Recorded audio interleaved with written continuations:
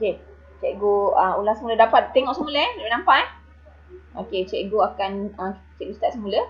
Okey, so jirim adalah satu benda yang ada di sinar ruang, dan dalam jirim itu sendiri ada zarah-zarah yang very very halus dan diskret. So I ulang, apakah itu halus dan diskret? What does it mean by discrete? Discrete tu maksudnya dah tak boleh nak pecah lagi lah. Kalau maksudnya kalau benda tu dah terlalu kecil, awak nak pakai pisau ke nak pakai apa dah tak boleh dah. Itu yang paling last. Itulah atom atau jirim. Tu Okey, dan dia ada 3 keadaan jirim. Okey, kalau awak tengok kat sini, keadaan apa? Yang ni keadaan yang dah biasa. Pepejal, cecair dan gas. Dan sebenarnya ada tambahan yang terbaru iaitu plasma, anak-anak. Okay, what is plasma? Plasma ni adalah gas yang terion. Pernah dengar tak plasma TV? Kan, yang TV yang nipis tu kan? So sebenarnya kenapa nama dia plasma TV? Sebab macam mana siaran atau gambar tu keluar kerana dia adalah gabungan-gabungan gas-gas yang terion.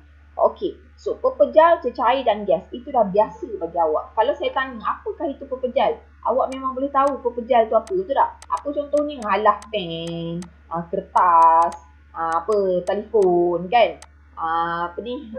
Jam, macam tu. Itu adalah benda yang pepejal. Benda yang keras itu adalah pepejal sebenarnya. So kalau anak-anak awak nak tahulah apa maksud, macam mana susunan zarah dalam pepejal. Kita nak cakap pasal atom-atom dan zarah-zarah yang kat dalam pepejal ni. So, kalau dalam pepejal anak-anak, zarah dia sangat-sangat rapat tersusun tau. Okay, that is why bila awak pegang, kalau awak pegang satu benda yang bentuk pepejal, dia adalah dalam keadaan yang sangat keras. Why? Sebab zarah dia very highly packed. Duduk sama-sama, duduk siap, berpeluk je antara satu sama lain. Itu adalah zarah-zarah dalam pepejal. So, kalau saya tanya apa contoh pepejal, takkan tak boleh bagi. Kau pun tahu pepejal tu apa kan? Benda yang solid, yang keras. Kalau nama benda tu keras tu, pepejal lah namanya tu kan. Okay, now the second one is, kita tengok kat sini. Kalau itu pepejal. So, kalau cikgu bagi contoh macam cecair pula, let's say cikgu cakap cecair. Okay, now cikgu tengok, cikgu bagi contoh cecair. Apa tu cecair cikgu? Alah, cecair banyak sangat tu. Alah, biasalah air. Apa lagi? Minyak. Kan? Apa benda-benda yang cecair lah. Itu contohnya. So, macam mana pula kalau susunan zarah dalam cecair? Okey, ada beza pepejal dengan cecair, betul tak? Pepejal, kalaulah awak jatuhkan pepejal, kalau dia berbentuk kubus, dia tetap juga kubus bila awak baling dia buat mana, betul tak? Sebab apa? Dia tidak akan mengubah bentuk dia. Why? Because dia kat dalam tu, atom-atom dan zarah-zarah dia tu susun sangat rapat kuat. Tapi kalau let's say air, awak pergi baling air tu akan tercampak keluar. Lepas tu dia macam akan terpecah-pecah macam tu tak? Betul tak? So, why macam tu? Sebab dalam pepejal, dalam cecair tu punya zarah dia tersusun macam ni. Gini. Okay. Maksudnya ala-ala ada banyak ruang lagi antara zarah-zarah antara satu sama lain. Dia tidak bukannya betul-betul rapat. Dia rapat tapi tak terlalu rapat macam pepejal. Okay, that's why dia ada ruang untuk bergerak. That's why cecair itu bergerak. Sebab apa? Dalam cecair itu ada lagi ruang-ruang antara zarah. Itu adalah untuk keadaan cecair. Okay, now kita pergi pula yang keadaan yang ketiga iaitu gas. Kalau gas pula, apa contohnya gas? Alah, karbon dioksida, oksigen, apa lagi gas?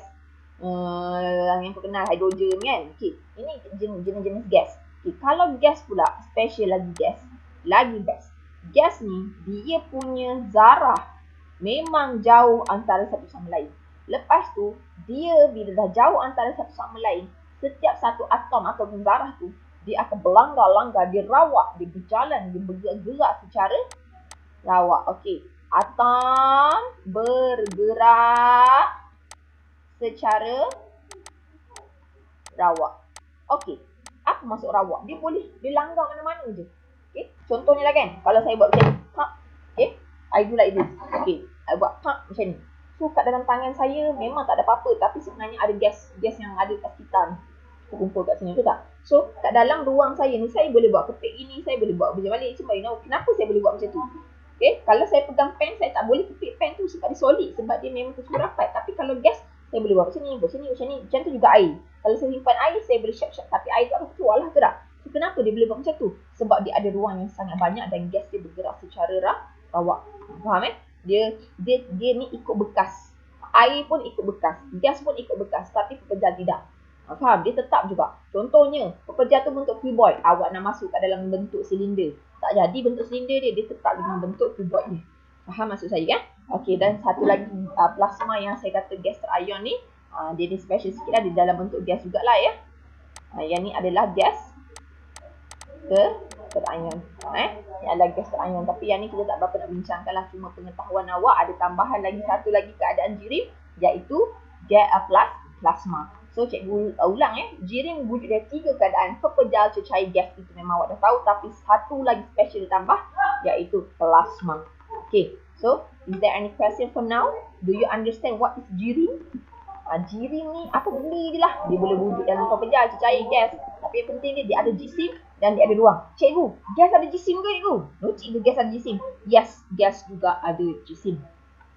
Gas ada jisim. Kalau awak akan belajar lagi kimia ni, kita akan kira macam mana nak kira jisim gas ataupun volume gas. Boleh, tak ada masalah. Okay, now for now, do you understand? Faham Okay, kalau tak ada masalah, cikgu teruskan lagi. Kalau korang macam bila saya tanya macam ni korang faham tak? Nak tanya apa-apa tak? Okay, you just have to unmute yourself, okay, and then you ask me. Tanya je apa-apa soalan terus. Okay, tapi masa cikgu tegang dengar betul. Okay, now perubahan keadaan jirim. Yang ni juga sebenarnya adalah cikgu boleh kata benda yang cikgu ulang saja. Awak pun tahu. Awak pun tahu kan, kita ada 3 keadaan jirim, pepejal, cecair dan juga gas. Okay, dia ada yang ni jadi gini, yang ni ke sini, yang ni ke sini, yang ni ke sini, kan? Yang ni ke sini, yang ni ke sini. Awak sepatutnya tahu, betul tak? So, kenapa jirim berubah daripada satu keadaan ke satu keadaan? Mesti berkaitan dengan pemanasan dan penyejukan ataupun kandungan haba. Okey, kalau kandungan haba ada atau tidak ada, itulah yang merubah keadaan jirim. Okey. Awak tengok kat sini Okey. Now, saya nak tanya ulang korang. Okey, cikgu nak tanya Hidayah dulu. Hidayah, kalaulah pepejal nak bertukar jadi cecair, Hidayah, kan? Apa nama proses, Hidayah? Pepejal ke cecair? Yes. Peleburan. Peleburan. Very good. Yes, betul. Peleburan. Okey. Cikgu nak tanya dekat Yan Kayin. Kalau cecair ke pepejal pula, apa kaedah? Apa proses dia tu? Yan Kayin? Cecair ke pepejal? Sorry? Pembekuan. Very good. This is pembekuan. Ini proses dia. Cikgu rasa pepejal ke cecair, cecair ke pepejal, it's not really a problem, awak boleh ingat. Okay, now, we go daripada cecair ke gas. Cecair ke gas. Adam Hakimi, apakah nama proses cecair ke gas?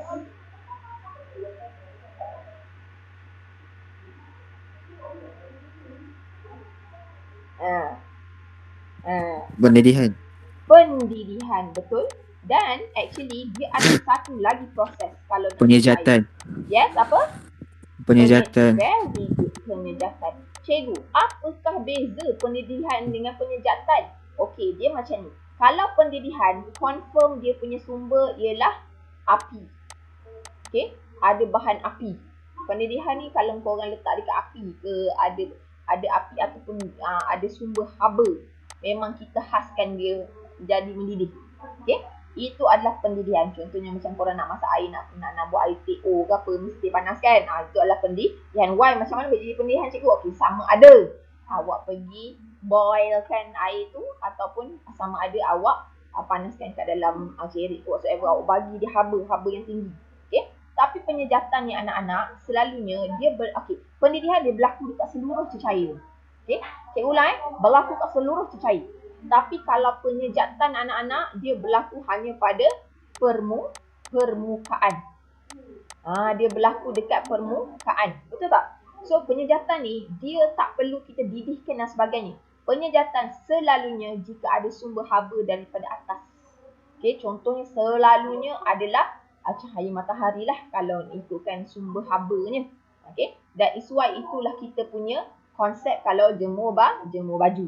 Kalau hari panas memang orang suka jemur baju. Kenapa? Proses penyejatan ni sangat tinggi menyebabkan korang punya baju akan kering dengan cepat. Itu faham kan? Okay, so penyejatan selalu berlaku permukaan, bukan keseluruhan. Dan penyejakan tiada paksaan. Dia bukan paksa bagi gelap-gelap tak ada. Itu pilihan. Okay. Alright, good. So now we go for daripada gas ke pepejal. Gas ke pepejal. Cikgu nak tanya Hazikah. Apa proses dia Hazikah? Kejap. Sorry. Tak habis lagi. Gas ke cecair pula. Apa nama proses dia? Gas kepada cecair ke cikgu? Gas kepada cecair. Kondensasi. Yes, very good. Nama dia kondensasi. Bagus. Okey kondensasi ni gas kepada cecair macam mana apa contohnya macam embun pagi ke, itu adalah condensation Okey, now sekarang daripada gas ke pepejal pula, apa proses dia Liana?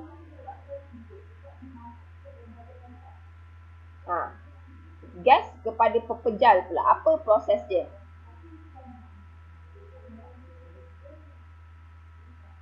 Liana? Ya cikgu. Gas berpejal. Pengendapan. Pengendapan awak dapat dari okey. Pengendapan tu awak dapat daripada mana? Awak dapat daripada buku Buku. Yang dia tulis pengendapan ni Okey. Macam ni okey, buku boleh tulis pengendapan.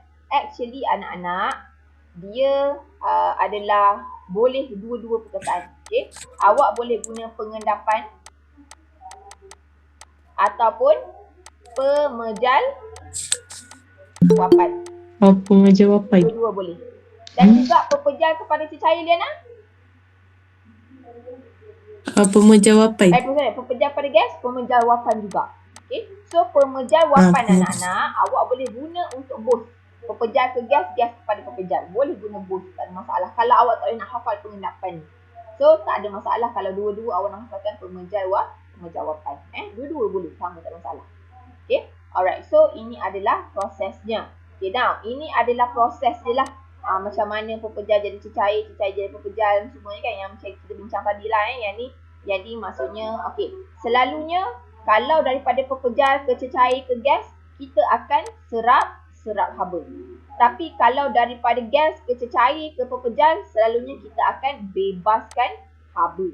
Betul tak? Memanglah kan? Kalau pepejal tu nak jadi cecair ataupun dia adalah peleburan, mestilah selalunya kalau ais tu kita letak kat luar akan mencair. Kenapa? Ada haba pada bahagian luar. Faham cikgu rasa pertukaran keadaan jirim you really have a problem because it's easy lah sebab benda ni dah ulang banyak kali kan. Cikgu ni nak recall balik saja.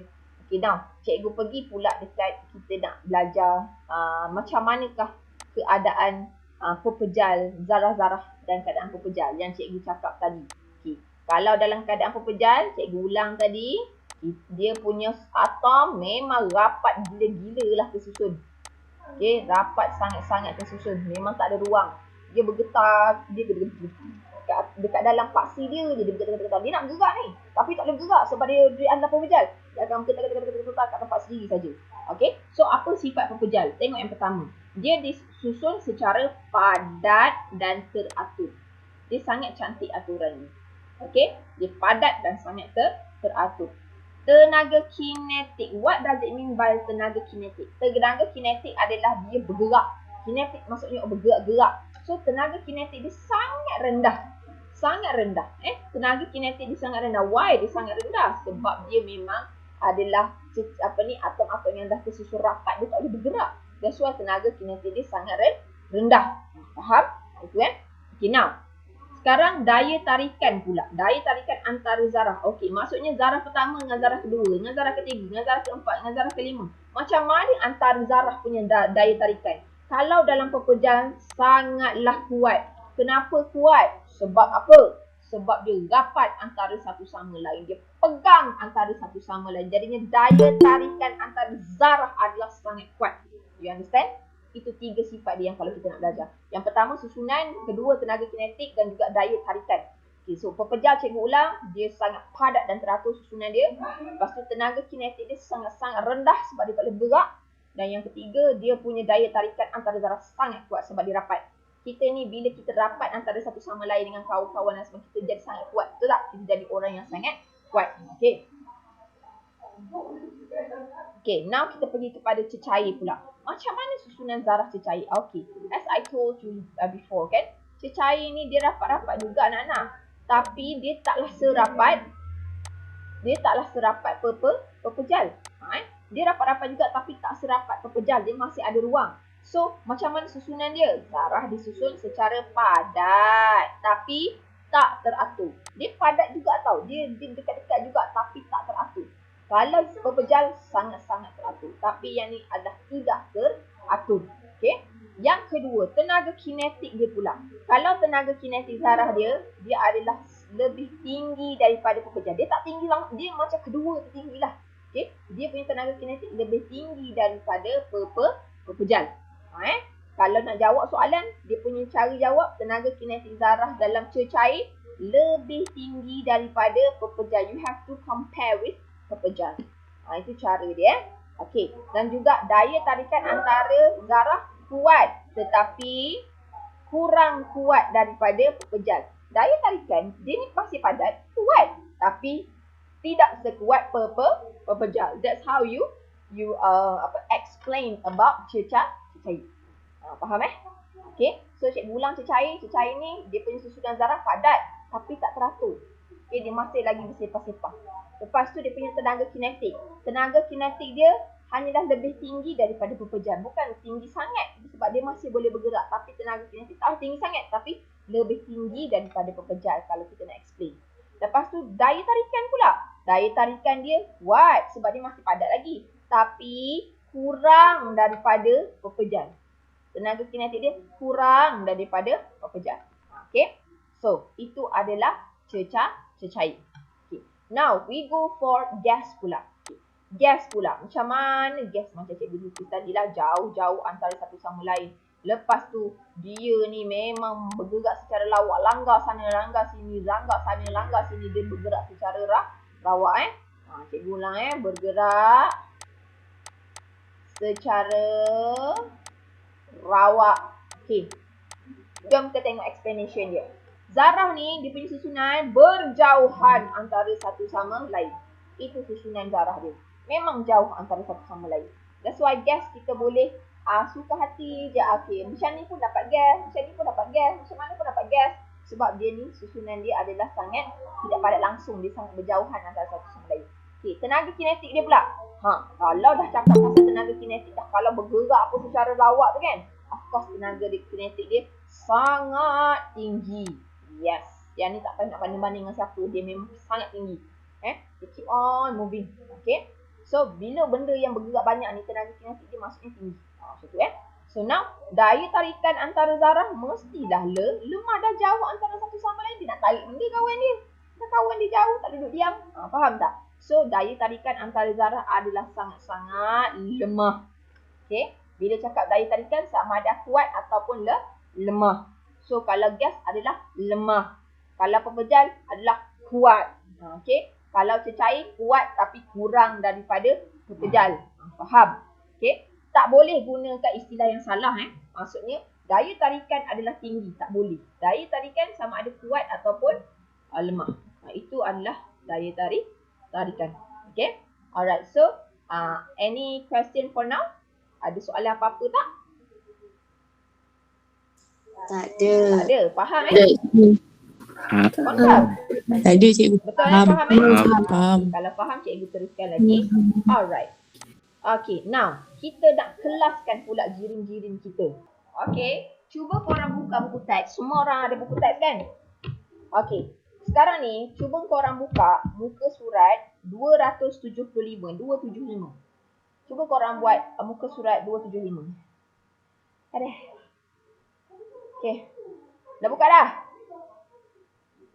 Yang ni adalah jadual berkala unsur anak-anak. Actually korang akan belajar benda ni bab 4. Tapi saya nak tunjukkan lah untuk bagi faham sikit lah kan. Okay. Kalau korang tengok dekat jadual berkala unsur ni anak-anak, there are lots of we call it element. Dalam bahasa Melayu dia unsur. Okay. Yang ni dalam buku ni, dalam muka surat 275 ni, dia tunjukkan unsur-unsur yang kita jumpa dekat muka bumi Allah ni. Okay. There are lots of unsur. Dia ada tulis-tulis kat situ. Okay. Ada unsur yang pernah awak dengar, ada unsur yang awak tidak pernah dengar. Okay. So anak-anak, unsur-unsur yang disebut ni, dia ada beberapa jenis diri dia. Ada unsur-unsur yang awak jumpa, dia adalah dalam bentuk diri dia sendiri, seorang-seorang betul je kat dunia ni. Okay? Dia tak nak campur dengan orang, dia tak nak geng orang. Okay? Ada juga anak-anak, ada unsur-unsur yang awak jumpa kat dunia ni, dia kena wujud berdua-duaan. Dia mesti berkapal dengan satu lagi atom.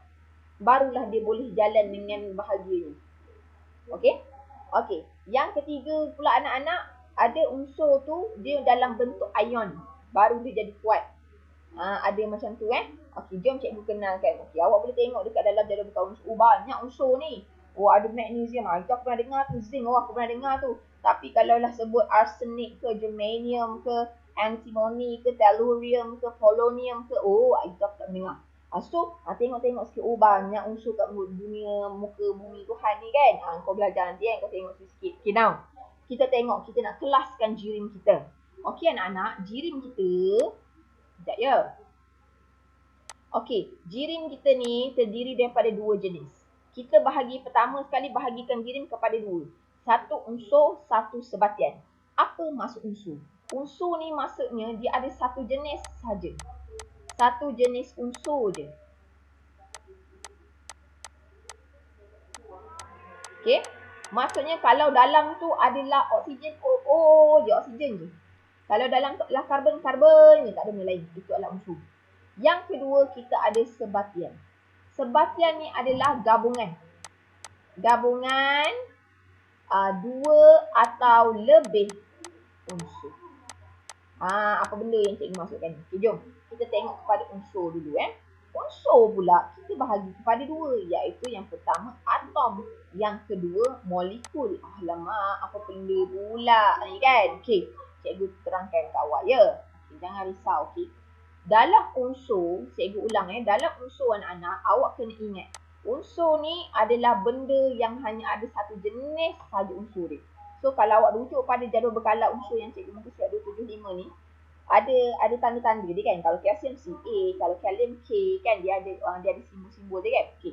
Contoh dia unsur ni yang untuk atom, contoh karbon Karbon adalah unsur atom. Dan dalam kategori atom. Kenapa dalam kategori atom cikgu? Sebab anak-anak, karbon ni selalunya kalau kita jumpa dia dekat muka bumi ni, dia wujud dalam keadaan diri dia sendiri je. Faham tak? Maksudnya kan, kalau kat dalam satu contoh lah awak jumpa dalam satu benda tu kan. Okay, satu benda tu kan, satu arang lah, contoh arang.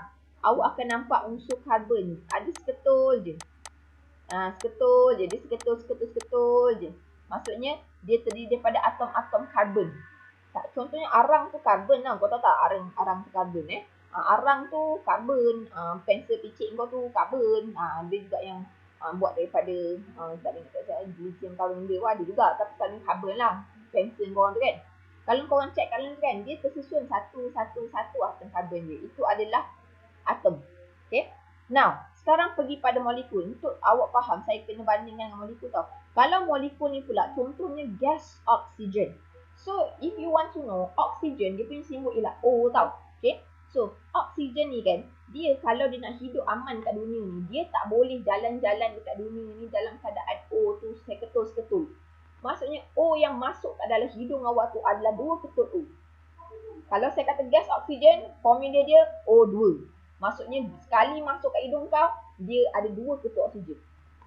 Faham tak? Kalau saya, if I were to draw lah sini Kalau dalam satu bekas tu nak masuk ke dalam hidung kau kan, oksigen tu gini.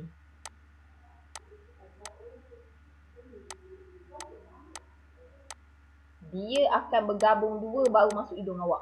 Tak mungkin awak jumpa oksigen dalam keadaan gini. Oksigen satu, oksigen dua, oksigen tak. Kalau dia masuk kan, dia dua-dua masuk ke hidung. So, awak faham tak? Okay, so apa itu molekul? Molekul ni adalah, dia ada dua atau lebih atom. Okay, dia ada dua atau lebih atom. Maksudnya kalau seketul je atom, satu tersusun, itu adalah atom. Tapi kalau dia molekul, dia mesti ada dua atau lebih atom yang bergabung. So, bawah unsur ada atom dengan molekul. Okey, selain karbon, kalau korang nak tahu lah kan, selain karbon kat dunia ni kan, kalau korang pergi tengok muka surat 275, kalau korang nak tahu ini pengetahuan awal korang lah. Cuba tengok yang belah kanan sekali, okey, yang belah kanan sekali warna kuning ni, okey, dia tulis atas tu 18. Okey, yang dia tulis atas tu 18. Ni kumpulan 18, daripada atas sampai bawah tu adalah kumpulan 18. Ni geng-geng dia. Okey. Kalau korang tengok dia tulis helium, neon, argon, krypton, xenon, radon, organesse. Organesse ni benda yang baru juga lah jumpa. Organesse ni kita tak bincang sangat lah. Kita bincang daripada helium ke radon. Yang ni, geng-geng kumpulan 18 ni, dia ni adalah kategori, dia ni gas tau. Xenon, radon, helium ni adalah gas. Korang pun pernah dengar helium kan? Neon pernah dengar lampu neon kan? Dia adalah gas tau. Tapi gas ni dia adalah dalam kategori atom. Okey, helium, H, H neon, Ne. Ni di bawah kategori atom. Sebab apa tau? Dalam satu bekas yang ada helium, dia adalah macam ni. Seketul. Faham tak? Dia bukannya macam ni. Dia bukannya berdua-duaan dalam satu bekas, tak. Tidak. Helium mesti seketul. Sebab dia wujud dalam keadaan atom. Dia memang sombong sebab dia dah stable. Dia tak akan bergabung dengan kawan-kawan yang lain, tak ada. Okay. Berbeza dengan oksigen cikgu cakap tadi. Okay. Tapi kenapa oksigen kategori molekul? Sebab dalam gas oksigen ada dua ketul oksigen. Dua ketul atom. Dia kena dua atau lebih atom nak jadi molekul. Okay. So, other than oksigen, apa lagi contoh cikgu? Okay. Selain itu ialah gas hidrogen. Korang pernah dengar tak gas hidrogen? H2. Okay. So maksudnya hidrogen, kalau dia nak berjalan-jalan kat muka bumi Allah juga, dia tidak boleh hidrogen seketul je. Kalau dia nak jalan, nak stable, dia nak hidup aman kat dunia ni, dia mesti berkapal dengan geng hidrogen juga, baru dia boleh jalan hidup. Hidrogen H2, bukan H3 H2. Kalau H3 dia tak stabil, dia mesti H2. So hidrogen pun akan berdoa je. Okay. So maksudnya macam mana kalau cikgu nak lukis hidrogen pula? So hidrogen gini.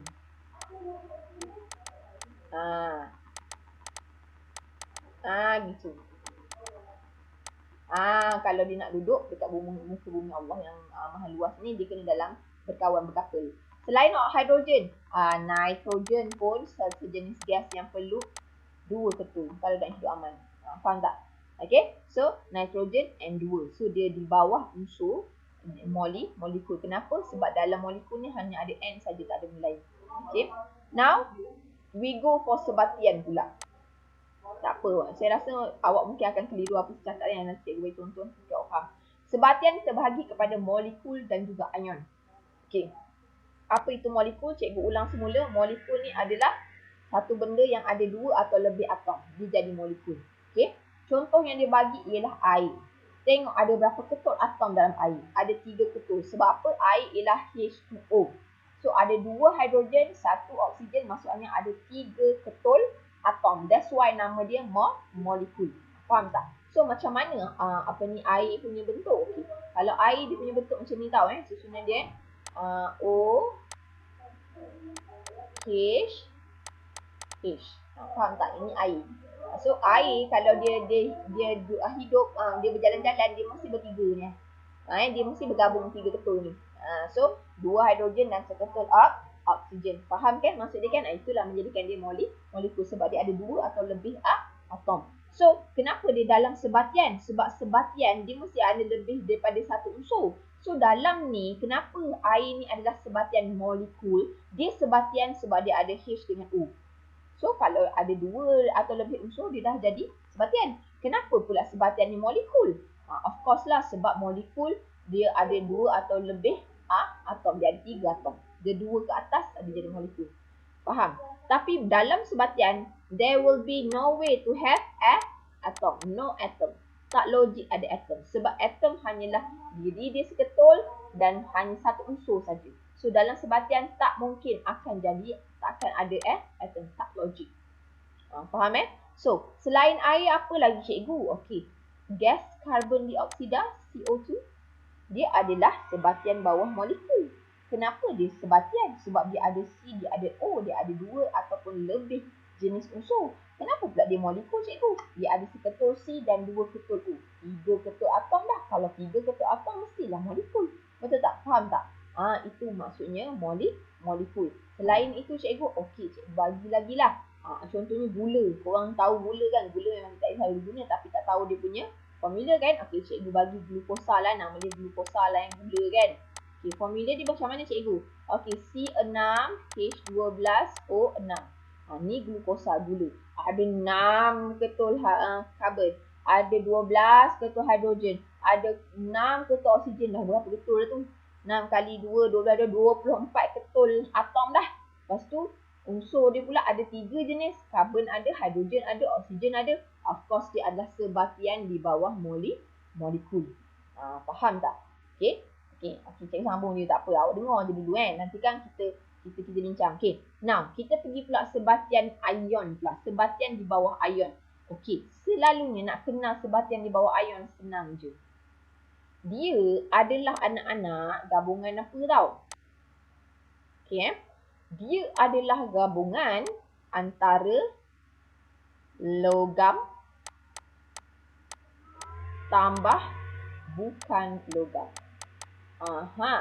Apakah itu logam dengan bukan logam? Okey, awak tengok ni, dia bagi contoh NaCl kan.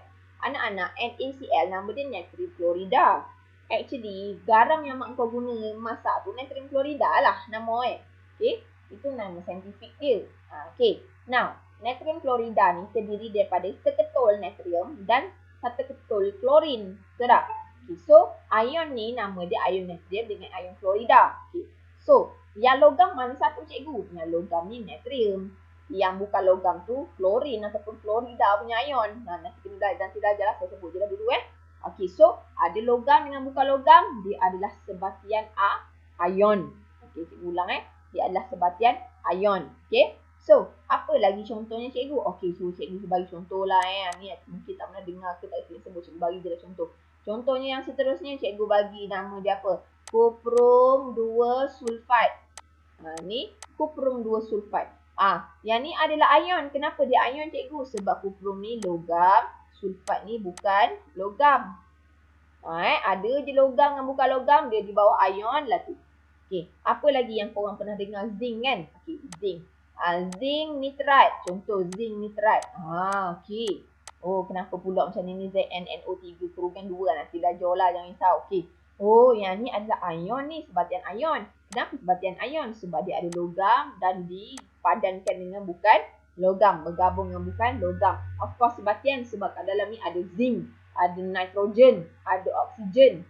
So, memang dia adalah sebatian. Okey, faham Okay, now kalau macam tu, cikgu akan bagi contoh. Lepas tu, korang kategorikan. Dia ni apa? Dia ni sebatian ke? Dia ni ion ke? Okey, cikgu bagi contoh Right.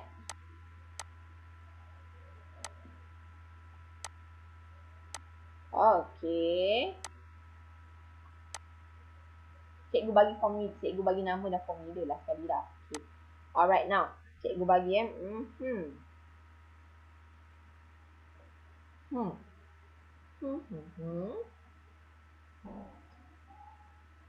Okey, yang pertama ammonia. Okey, formula dia, cikgu bagi formula NH3. Okey, Chiang Ziji. Awak rasa dia di bawah kategori mana satu? Kategori molekul. Molekul di bawah sebatian. Molekul ada dua, ada bawah sebatian, ada bawah unsur. So di bawah sebatian sebatian. Kenapa? Kerana dia ada NH3. Kenapa? Kerana dia ada NH3. Kenapa dia dalam sebatian? Soalan pertama cikgu, kenapa dia dalam sebatian dulu?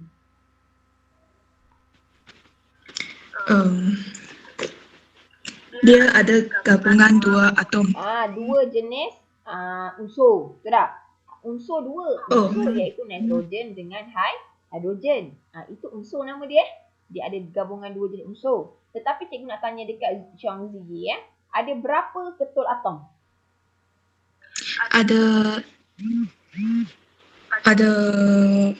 nanti 4. 4, yes. Sebab ada 1N dan hidrogen ada 3. So 3 tambah 1, 4. So dia ni mesti molekul. Tapi molekul sebatian ke molekul unsur kan? So of course lah molekul sebatian. Sebab apa? Sebab dia ada dua jenis unsur pula. So mestilah sebatian. Okey, faham Betul Ciong very good. Okey, contoh yang Thank kedua. you. Kalau cikgu bagi nama dia kalsium klorida. Formula dia CaCl2. Okey, cikgu nak tanya Noresha Sofia. Kalau kalsium klorida ni, dia di bawah mana?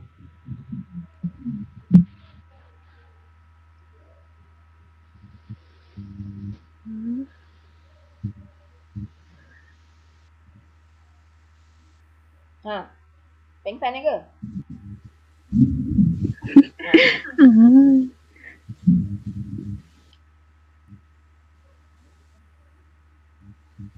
Tengok ni, dia ni adalah kalsium klorida. Kalsium ni sejenis logam ke tidak? Kalau nak tahu kan, cuba rujuk dekat muka surat 275 tadi. Cuba korang buka surat 275. Kan dia dah bagi tahu warna hijau logam. Kalau kotak-kotak warna hijau logam. Kalau warna biru separa logam. Warna kuning adalah bukan logam. Cuba tengok kalsium Ca. Dia logam ke tak? Cuba cari Ca. Ada tak Ca? Ada. Kalsium. Logam. Logam ke tak? Logam sih. Logam. So Logam. ada je logam. Kau rasa dia kat bawah mana? Ion. Kat bawah mana? Noresha? Ion. Ion. So, bila ada je sebut ada nama salah satu tu logam, tak payah fikir panjang dah. Dia mesti adalah di bawah ion. Okay? Okay. Now, yang seterusnya cikgu nak uji pula lagi. Okay.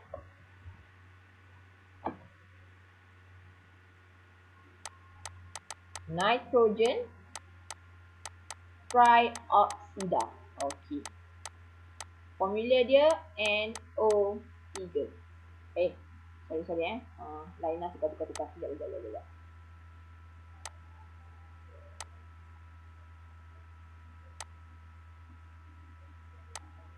Sana. Mana color tadi? Sulfur trioxide, SO3. Cikgu nak tanya dekat Sakinah. Sulfur trioxide. Ada sulfur, ada oksigen. So, di bawah kategori apa? Cikgu, sebatian molekul lah. Sebatian molekul. Very good. Kenapa dia sebatian? Betul betul. Kenapa dia sebatian? Sebab dia ada dua jenis Dua jenis apa tu? unsur. Unsur. Very good. Dan ada berapa ketul atom? Ada 4. Yes, very good. Faham So, dia ada di bawah sebatian molekul. Very good. Okay, cikgu uji lagi.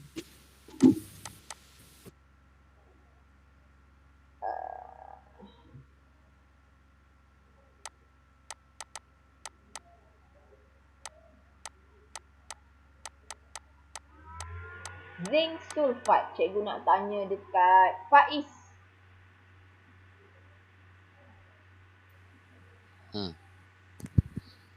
Sekejap Suara kau macam tak jelas kuat sikit. Kejap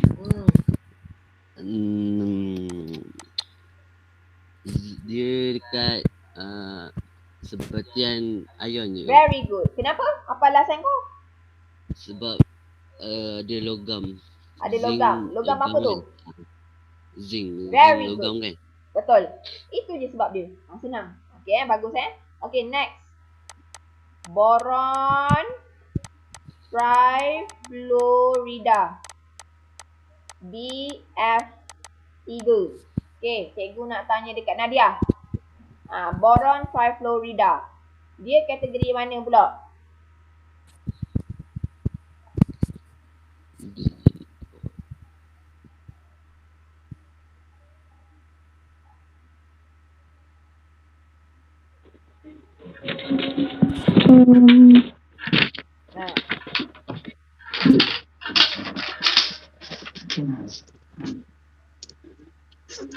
Sebatian Sebatian apa? Sebatian ada 2. Sebatian ion. Sebatian ion. Kenapa?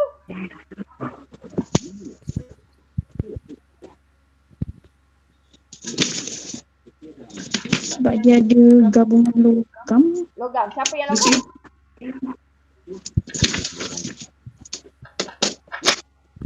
Aduh, sakit. Silap. Sebatian molekul. Sebatian molekul. Sebab apa? Boron pun bukan logam. Trifluorida ni, fluoride ni, F pun bukan logam. Tapi dia adalah sebatian sebab ada 2 unsur. Boron dengan fluorine, fluorida. Tapi dia ada berapa ketul atom, Nadia?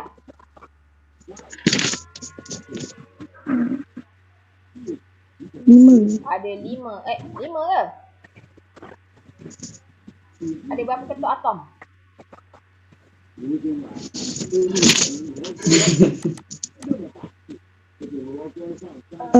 Satu atau lebih. Untuk boron trifluorida ada berapa ketul atom?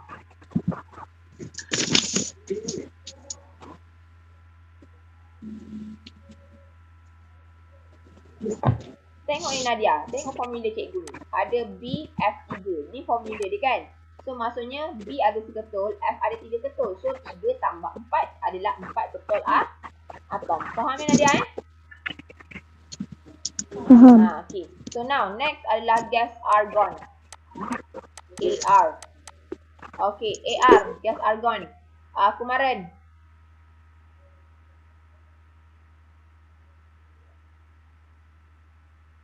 Gas argon kumaran. Dia di bawah kategori apa? Unsur atom. Very good, unsur atom. Sebab gas argon memang dia hidup sendiri je. Dia tak nak geng dengan orang lain. Betul? Okay, next. Cikgu pergi lagi. Gas metana. CH4. Metana ni gas ni selalunya guna untuk lawas ya. CH4. Dia ni untuk gas masakan mak awak lah yang metana ni. Okey, CH4. J. Kategori apa ni J?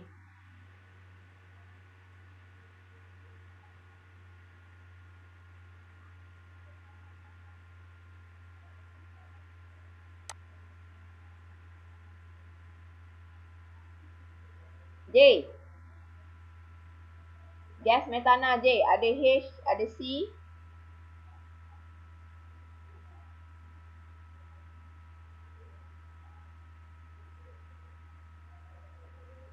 J. J Kumar, kau tidur ke?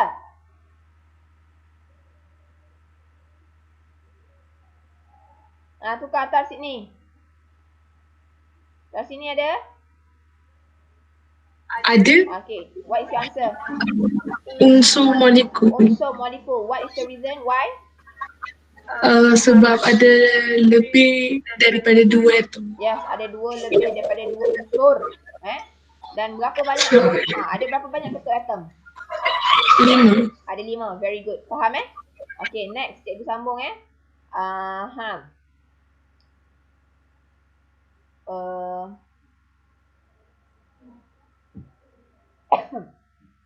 Seterusnya besi. Besi kat rumah kau tu. Ferrum. Dia nama dia ferrum. Dia kategori apa kalau besi? Kalau besi kategori apa? Nak tanya siapa cikgu nak tanya dekat Tarani. Ada kan Tarani? Tarani ada? Ada cikgu. What is your answer? Ion. Ion. Okay, salah. Kalau logam sahaja, dia tak ada gabung dengan orang lain. Contohnya kalau cikgu cakap besi, cikgu pegang seketul besi. Cikgu pegang pagar rumah mak awak besi kan. Kalau seketul besi, selalunya kalau logam sahaja, dia mesti di bawah atom. Okay. Kalau logam je, dia adalah di bawah atom. Okay. So besi ni di bawah unsur atom. Okay, kalau lah cikgu tanya yang seterusnya kan, cikgu ambil logam lain lah. Kalau cikgu cakap logam lain tu contohnya magnesium. Magnesium je. Bukannya magnesium sulfide ke apa. Cikgu cakap magnesium. Seketul magnesium. Ada seketul magnesium Kalau cikgu cakap magnesium je. So you tengok. Oh magnesium sahaja Oh so magnesium ni logam. So kalau dia logam dia memang akan tersusun seketul-seketul dia je. So dia adalah di bawah atom. Apa-apa logam yang dia sahaja. Bukannya logam tambah bukan logam Kalau logam tambah bukan logam itu adalah ion. Tapi kalau logam sahaja dia adalah atom. Faham Kalau logam sahaja dia adalah atom. Cikgu harap awak faham. Okay, so cikgu buat conclusion, cikgu tulis balik Actually kan cikgu akan rakam video ni cikgu rakam video ni. So awak boleh tengok balik. Saya akan upload kat YouTube tu nanti awak tengok balik So yang ni tadi adalah sebatian molekul. Yang ni adalah ion. Yang ni tadi adalah sebatian molekul. Yang ni adalah ion. Yang ni adalah sebatian molekul. Yang ni adalah atom. Yang ni adalah sebatian molekul. Yang ni adalah atom. Yang ni adalah atom.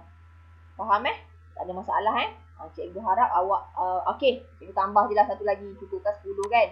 Kalau cikgu cakap ni gas gas tak nak gas klorin Cl2. Cikgu nak tanya dekat Chu. What is your answer, Chu? Gas klorin. Dia punya formula Cl2. So, di bawah kategori mana, Chu?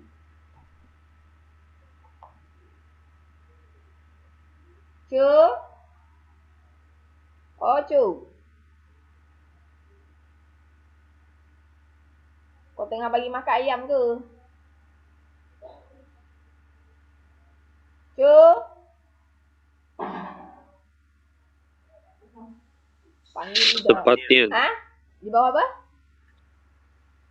Itu sebatian. Sebatian apa? Molekul ke ion? Ion. Ya ke? Betul ke? Kenapa? What is your reason? Bukan kes. Gitu pula. Ada, what is your answer? Bukan nanti salah. Yelah, salah memang salah pun. Apa jawapan you? Jawapan saya molekul. Molekul apa? Bawa unsur ke sebatian? Molekul ada dua. Boleh jadi sebatian, boleh jadi unsur. Sebatian. Kenapa sebatian?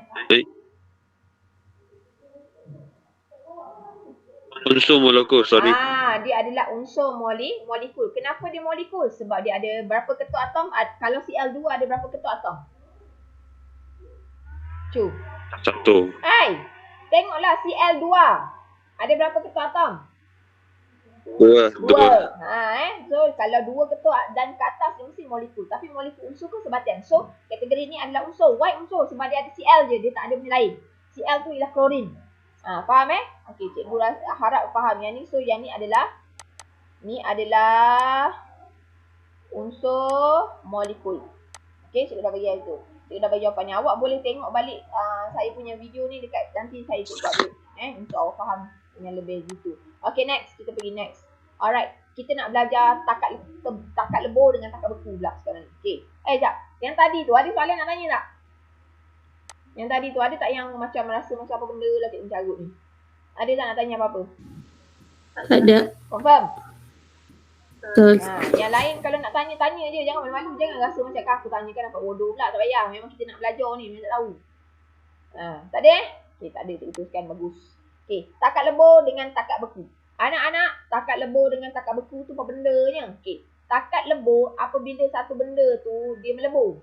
Okey. So, kalaulah cikgu sebut takat lebur, maksudnya satu benda tu dia daripada pepejal kepada cecair. Betul tak? Itulah nama peleburan tu. Proses dia peleburan. Lepas tu kalaulah cikgu cakap beku. Cikgu tak cakap takat lebur cikgu cakap beku. Kalau cikgu cakap beku, selalunya kalau beku mestilah cecair jadi pepejal. Betul tak? Itu kena faham dulu. Maksud lebur, pepejal cecair. Masa beku, cecair pepejal lah. Kau guna je konsep ais kau tu. Betul tak? Baru kau faham kan? Now, sekarang ni faham apakah itu lebur dengan beku dahulu. Now, we are talking about takat. When we talk about takat, okay, Kita nak cakap pasal takat. Ada je perkataan takat. Takat lebur dulu Takat lebur. Apakah itu takat lebur? Awak punya definisi must be correct. So, if you want to have a good mark, full mark kalau soalan tanya, mesti betul. Dia dimulakan dengan apa tau? Kalau saya tanya takat lebur, kalau saya kata takat lebur, awak mesti gunakan perkataan awal je lah. Suhu. Okay. So, it means that suhu di mana? Okay. Kita ambil definition yang betul-betul as a full line.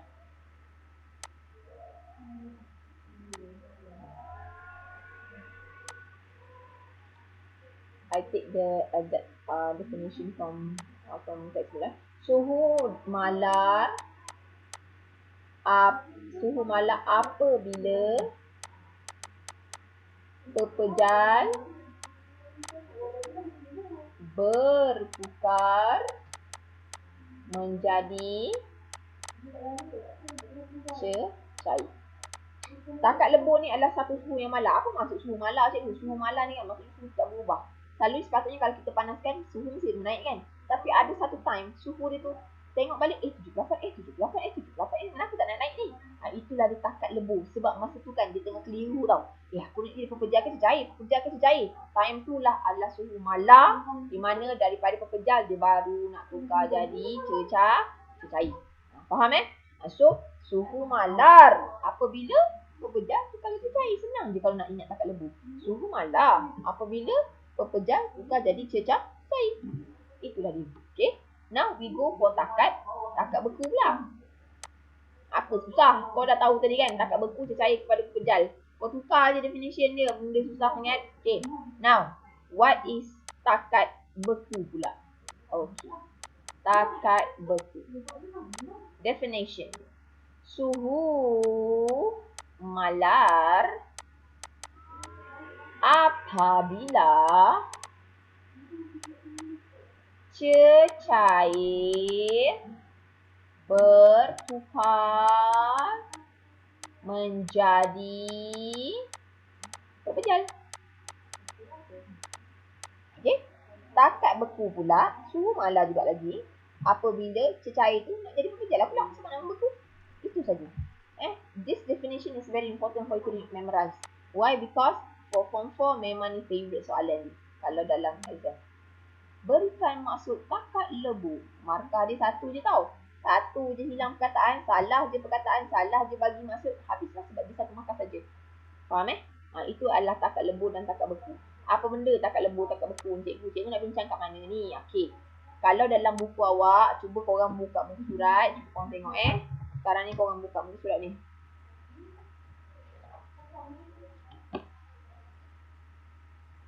Mana ni? Muka surat 26. Kau buka muka surat 26, tengok aktiviti 2.2. Okay. Dia punya tujuan ni, eksperimen ni insya-Allah nanti kalau keadaan dah berangsur pulih, nanti cikgu akan baru pergi dekat Mama Kimia lah. Sebab Mama Kimia ada something sikit tak boleh nak buat eksperimen terus. Ada benda yang perlu dipersaikan kat Mama Kimia tu. Seram kan? Okay, now. Kita punya tujuan menentukan takat lebur dan takat beku naftalena. Kita nak belajar macam mana nak tentukan takat lebur dengan takat beku. What is naftalena? Dia punya formula C10H8. Okey. Nak tanyalah kalau naftalena ni C10H8 ni, dia yang tadi tu kategori apa yo? Cikgu nak tanya dekat Adam Hakimi. Adam. Kategori apa ni Adam? Sebatian molekul. Sebatian molekul. Very good. So actually anak-anak, naftalena ni sebenarnya ubat gegat. Nak halau lipeh. Nama saintifik dia naftalena. Formula dia C10H8. Sebenarnya ubat gegat yang hilang, yang apa? Yang nak tu lipas je kan.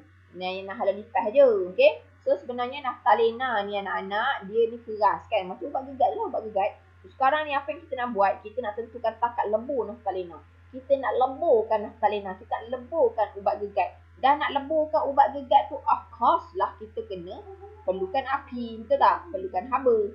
So macam mana dia punya macam mana dia punya gambar radas dia? Awak tengok macam ni Inilah radas dia. Awak tengok kat sini. ya. Kita tukar color sikit bagi dia lebih jelas ya. Okay, now awak tengok bila korang nak panaskan naftalena, ni yang gambar pertama ni ni gambar ni adalah pemanasan. Yang ni nak panaskan dulu. Okay, now awak tengok pemanasan naftalena. Ni adalah kaki retort. Okay, so naftalena ni letak kat dalam tabung lidih. Of course tabung lidih kena guna, jangan guna tabung uji sebab tabung lidih lah yang akan tahan nak panas. Yang ni lah naftalena ni. Ni naftalena ni. Okay, mula-mula naftalena ni beku lah, keras. Now kita nak cairkan dia. So maksudnya nak tahu dia punya takat beku, nak tahu dia punya suhu, mesti kena letak termometer dalam dia. Okay, dan bila kau nak bakar naftalena, kau tak boleh bakar terus daripada api. Tak boleh secara live ke naftalena tu. Korang kena letak naftalena tu dalam air. Dalam air, maksudnya macam ala-ala rebus naftalena lah. Tak boleh terus dengan api. Why? Sebab kalau terus dengan api, dia akan mudah terkejut.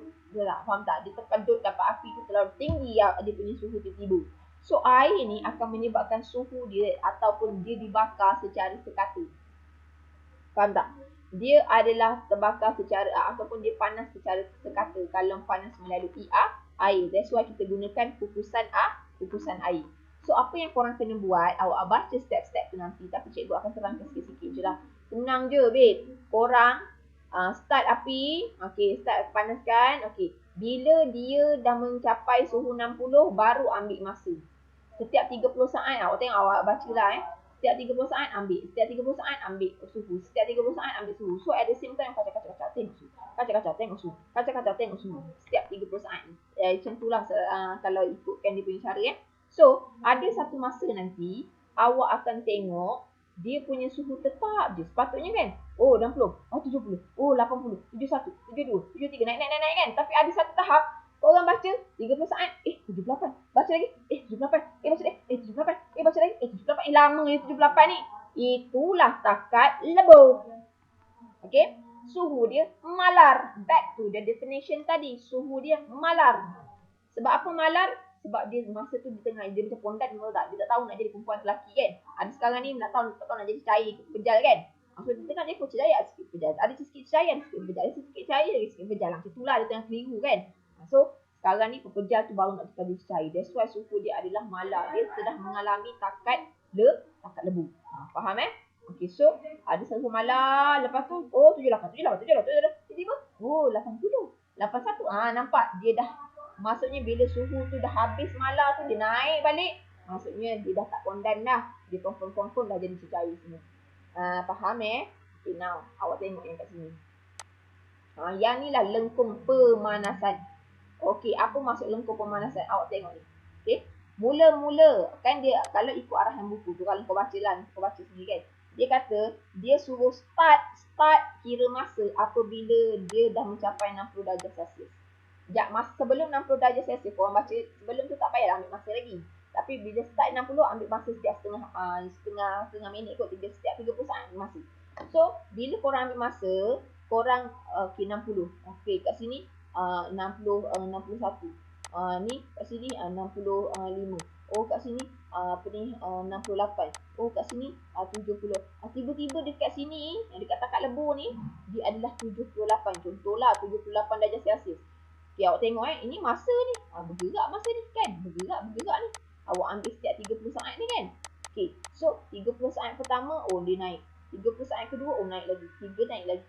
Tapi bila saat yang kat sini kan, daripada sini sampailah ke sini, kan, ni masa ni, dia punya suhu tetap 78. Baca lagi 78. Baca lagi 78. Baca lagi 78. Baca lagi 78 je tu, itulah masanya berlakunya takat lebu. Yang suhu malar tu, itulah takat lebu. Ada orang buat eksperimen dapat 2 kali je sama. Ada orang buat eksperimen dapat 5-6 kali, cantik tu. Tapi ada orang tu langsung tak dapat. Tak tahulah dia salah buat lah tu, dia salah kacau. Okay.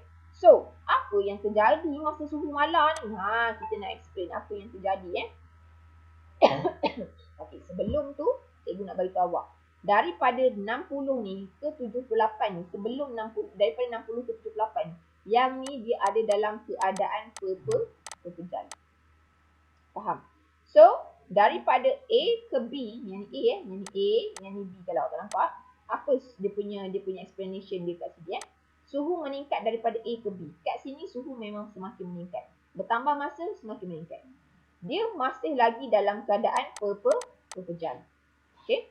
Apa yang terjadi kat sini? Sekarang ni, bila korang bakar ataupun kau boil dia, kau bakar dia, dia zarah tengah serap tenaga haba. Okey? Dia serap tenaga haba. Masa ni dah mula banyak haba. Okey, faham? Dia punya tenaga kinetik pun dah mula bertambah. Mula-mula dia duduk diam kan, pepejal kan? Okey, sekarang ni ada orang kacau dia haba. Bila haba kacau dia mula tak diam. Dia dah mula dah kinetik dia bertambah dah. Dia tak boleh diam dah. Sebab dia tengah haba tengah bagi kat dia ni, dia tengah serap. Faham tak? Macam kau lah kan? Kan kalau kau tengah panas kan, kalau panas kau boleh duduk diam tu. Kalau orang panas mesti akan panas je lah. Macam tu lah juga zarah. Macam tu juga atom kat dalam tu. Bila panas tak boleh duduk diam. Macam korang lah bola lepas PJ, betul tak? Kalau lepas PJ. Kalau korang dah lepas main bola tu. Ada ke lepas main bola sepak berlari korang terus nyap je. Tidur, tunduk je tak ada lepas main bola ke main bola jaring tu, korang mesti akan lepas lari 100 meter. Kenapa? Badan tengah panas. Tenaga kinetik kau tengah banyak. Haba kau banyak. Macam itulah juga dengan atom. Okay? So, tapi masa tu dia masih lagi pepejal tau. Tapi dia tengah serap haba. Serap. Dia dah mula kita kata. Gitu. So now, bila dia start daripada keadaan B yang anak-anak. Okay. I change the colour so that you can see clearer. Okay, what colour that you want to use? Okay, we choose the pink colour. Okay, now. Start daripada B ke C ni. Yang ni lah yang kita suka bicarakan. Masa takat lebur. Masa ni yang cikgu cakap dia tu dah jadi sajat iaitu antara pepejal dan juga cecair. Jangan baca sajat tu tutup dia ya. Okay, so sekarang ni kat sini anak-anak dia dua keadaan. Aku ni pepejal ke cecair? Pepejal ke cecair? Pepejal ke cecair? Dia macam tu. Faham So, apa explanation dia masa peleburan? Okey, masa ni lah peleburan dah mula berlaku. Okey, masa ni suhu tak meningkat, suhu tetap je. Okey, sebab apa suhu tetap je? Ini alasan dia. Tenaga haba diserap je. Yang diserap digunakan untuk atasi daya tarikan antara zarah sehingga pepejal bertukar menjadi cecair. Kenapa? Cikgu ulang Kenapa haba tidak berubah? Suhu malap sebab masa ni haba yang dia dapat tu, dia guna untuk atasi daya tarikan antara zarah untuk tukarkan dia daripada pepejal menjadi cecair. Cikgu ulang Kenapa suhu tak berubah time ni? Sebab haba yang dia dapat tu dia gunakan untuk pisahkan antara yang rapat. Okey, untuk mengatasi daya ikatan antara zarah. Haba yang dibesarkan diserap untuk mengatasi daya ikatan antara zarah sehingga dia tukar daripada pepejal menjadi cecair. Cikgu ulang. Okey, kenapa suhu malar tak berubah? Sebab haba yang dia tengah dapat tu dia serap dan digunakan untuk mengatasi daya ikatan antara zarah sehingga pepejal tu tukar jadi cecair. Faham? Okey. So itu adalah sewaktu peleburan. Okey. Itu adalah sewaktu peleburan. What is actually happening. Now we go from C to D. Now daripada C ke D, dia sekarang ni dia dah pilih dah nak jadi apa. Aku dah buat keputusan. Aku nak jadi cecair dia sekarang ni. So that's why lah C ke D ni dia kalau bertambah masa dia punya suhu semakin bertambah sebab dia dah jadi cecair dah tak malar dah bertambah. Lepas tu tambah je lah sampailah dia jadi gas dan sebagainya. Sebenarnya graf ni disambung lagi, disambung jadi gini kita nak tarik. Yang ni dah jadi gas pula. Yang ni pula cecair tambah gas tapi kita bincang lah dia tambah tahu. Kat sini pun sama explanation dia. Dia akan lebih kurang macam tu. Okey. So tapi tak payahlah. Yang ni tak lebur je kurang lebur je gitu Okey. Now cikgu explain dekat cecair bila dah jadi cecair pula. Suhu meningkat dari C ke D. Yes, semakin lama meningkat. Wujud dalam keadaan cecair saja. Dan apabila dipanaskan, zarah serap lagi banyak haba dan dia makin lama bergerak cepat. So sekarang ni ingat bila keadaan cecair dia punya zarah gini. Okey. Padat tapi tak sepadat pepejal. Dia dah boleh bergerak. Alright. So faham langsung dengan pemanasan. Do you understand or not? Is there any question? Ada nak tanya apa-apa tak? Tak ada cikgu. Kau faham ke aku carut apa ni? Faham. Ya ke? Faham. Ya. Faham. Faham. Kau tak faham, cakap. Tanya. Cikgu. Nak tanya apa? Tak ada? Tak ada. Tak ada. Cikgu sambung sikit lagi Okay. Sekarang ni, Okey. tadi kau panaskan ni. Ni kau panaskan naftalena ni. Dah cair, dah sampai, dah jadi takat beku lah. Sekarang ni, kita nak cakap pasal graf penyejukan pula. Graf penyejukan ni, macam mana tau nak sejukkan? Ini adalah penyejukan. Ini gambar rajah untuk penyejukan. Cikgu, macam mana nak sejukkan dia? Senang je. Kau keluarkan naftalena ni bersama tabung didih dengan termometer ni. Terus letak kat dalam, ni apa benda nama jadi? Cikgu nak tanya. Ni kedalang kun lah, dah tulis kan? Kau letak je kat dalam kedalang kun, kau kepit dia. Tapi pada masa yang sama, kau putarkan juga lagi. Ni nak bekukan dia balik. Nak bekukan semula dia. Tadi panaskan kan? Bawa keluar, letak dalam kedalang kun. Kedalang kun tu kosong, tak ada apa-apa.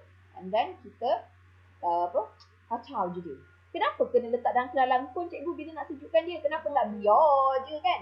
Letak je lagi tu. Tak baik. Biarlah yang lain sekeliling sejukkan dia. Kenapa nak perlukan dalam kun? Okay, why? The reason is because kita nak elakkan penyejukan melampau.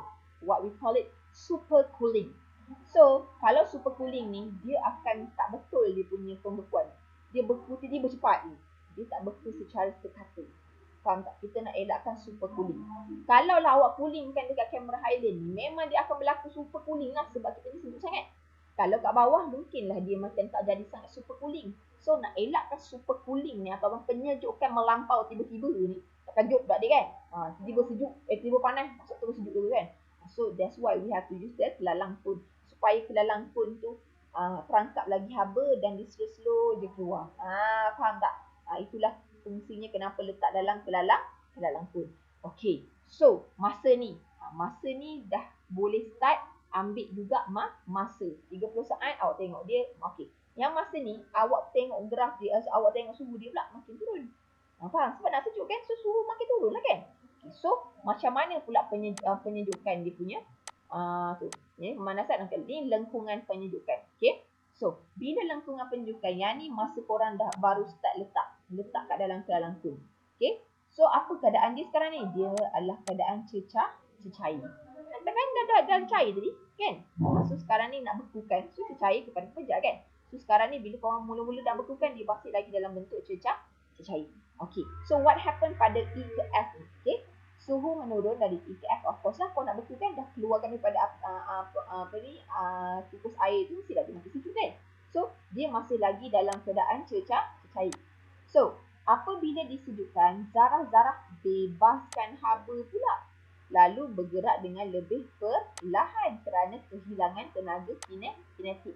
Okey, masa ni, bila dia suhu dia makin rendah, korang kena tahu kenapa suhu makin rendah. Tadi masa pemanasan dia serap tenaga banyak kat dia. Sekarang ni bila korang nak sejukkan dia, haba dah makin sikit keluar. Jadinya dia sendiri bebaskan haba. Haba dah makin lama tak ada. So bila haba makin lama hilang keluar, dia punya pergerakan dah mula perlahan. Tadi laju kan? Dapat ni kan? Dah jadi cair ni laju ni. Tapi dia dah bebaskan haba, dia dah mula, api dah tak ada, dia dah mula perlahan. So bila dah gerak perlahan, it means that the tenaga kinetik also akan drop. Tenaga kinetik dia makin rendah. Dia punya tenaga kinetik dia pergerakan kan? So juga makin rendah lah sebab dia punya pergerakan dah makin slow. Faham Okay, itu pada bahagian cecair. Okay, now, yang very important kita nak bincangkan daripada F ke G. So F ke G ni, okay, F ke G ni korang akan tengok bila ambil masa. Okey, contohnya lah yang ni 90. Suhu 90. Oh, yang ni jadi 95. Oh, ambil lagi. Oh, jadi 80. Yang ni jadi 89. Oh, ambil kat sini ni. Kat takat beku ni 78. Awak tengok kat takat beku ni 78. Lepas tu ambil masa lagi 78. Bila ada je suhu mala tu, korang tahulah berlakunya pembekuan ataupun itulah suhu takat beku dia. Itulah takat beku dia, iaitu suhu mala dia, iaitu 78. So what happened kat sini? Dia terbalik explanation tadi Okay. Kat sini what happened? pembekuan sedang berlaku. Kat sini dia akan jadi cecair dan pepejal. Yang ni dia jadi sajat balik. Tak tahu nak jadi lelaki ke perempuan. Okey, dia tengah sendiri. Okey, masih lagi ada cecair tapi ada pula pepejal sikit. Time tu lah dia ada dua keadaan, cecair dan pepejal. Okey, so tiada penurunan suhu dari F ke G. Sebab semua malar kan, tak ada suhu, tak ada penurunan suhu. Kenapa? Sebab haba dibebaskan. Of course lah, dah makin lama makin sejuk, haba hilang kan? Ke mana haba hilang? Okey, ke persekitaran lah. Okey, dan diimbangi oleh tenaga haba yang terbebas daripada zarah. Okey, haba yang dibebaskan kat sekitar diimbangi dengan haba yang terbebas daripada zarah. Haba yang terbebas ke sekitar diimbangi dengan haba yang terbebas daripada zarah. Okey. Apabila terbebas antara apabila dia mula membentuk pepejal. Okey. Time ni dia dah mula lebih rapat. Okey. Time ni dia lebih rapat dan rapat. Okey, faham So sekarang ni daripada G ke H pula apa keadaan dia? Now dia dah betul-betul bertukar menjadi pepejal. Daripada G ke H dia akan suhu dia makin turun. So konon-kononnya kat sini berapa? Oh, kat sini dah mula jadi 75. Okey, 70 60 apa lah kan. So dia sekarang ni dah memang betul-betul dalam keadaan pepejal. Dan apabila disejukkan, zarah membebaskan haba lalu bergetar dengan lebih perlahan. Of course bebaskan haba Kalau penyejukan, of course bebaskan haba. Dan juga pada waktu ini dia dah mula makin lama makin rapat. Makin lama makin dekat dan pegang antara satu sama lain. Daya tarikan dia makin kuat. So tenaga kinetik dia of course makin lemah. Tenaga kinetik dia makin rendah. Tenaga kinetik makin rendah. Why? Sebab dia dah tak bergerak dah, dia pejam balik. So tenaga kinetik juga akan semakin rendah. Okey, ini explanation dia. Tapi explanation yang selalu ditanyakan ialah what is happening during pembekuan. What is happening during pemanasan. This one is very important. Cikgu buat tanda ni bagi nak awak tahu pentingnya. Sekejap. Temput aku. Okey sekejap. Cikgu buat ni. Ni penting. Okey. Okey, next. Yang ni penting. Yang ni penting kalau untuk hafal apa yang berlaku. Sebab ini paling favourite dia tadi. Confirm lah akan tanya cikgu rasa. Okey. Faham Okey, faham ke hidup? Okey, setakat ni nak tanya apa-apa tak? Okay, sekarang ni cikgu stop sharing. Cikgu nak tengok muka awak balik. Sibuk on kamera masing-masing.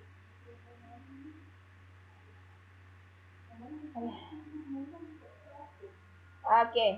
You all faham ke tak you all? Faham cikgu? Faham cikgu. Confirm faham? Tak ada nak tanya apa? Tak ada. Tak ada nak tanya apa-apa? Okey.